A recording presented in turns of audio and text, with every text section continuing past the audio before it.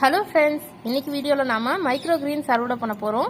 இன்னைக்கு நான் என்ன மைக்ரோ கிரீன் அறுவடை பண்ண போறேன்னா வெந்தயத்தோட மைக்ரோ கிரீன் தான் இன்னைக்கு அறுவடைக்கு ரெடியா இருக்கு. இது வரைக்கும் நம்மளுடைய சேனல்ல எந்த மைக்ரோ கிரீனை பத்தியும் நான் வீடியோ போட்டதில்ல. இப்போ நான் ஸ்ட்ரெயிட்டா அறுவடை பண்றது காட்டுறேன். அடுத்த வீடியோல நம்ம எப்படி விதைக்கணும், எப்படி மைக்ரோ கிரீன் வளர்க்கணுங்கிறத பத்தி பார்ப்போம். இது கூடவே சப்ஜா விதை, திருநீற்று பச்சனையினுடைய விதைகள், சப்ஜா விதை நம்ம நிறைய சர்பத்துல எல்லாம் பார்த்திருப்போம்.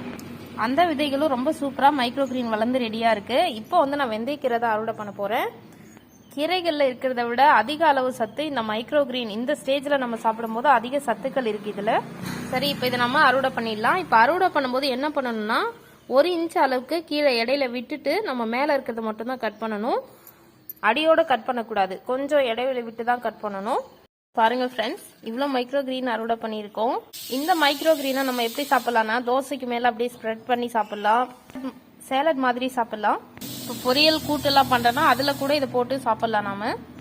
ஓகே ஃப்ரெண்ட்ஸ், அடுத்து வரக்கூடிய பதிவுகளில் இந்த மைக்ரோ கிரீனை எப்படி வளர்க்குறதுன்னு பார்ப்போம். Okay friends, thank you. Thanks for வாட்சிங்.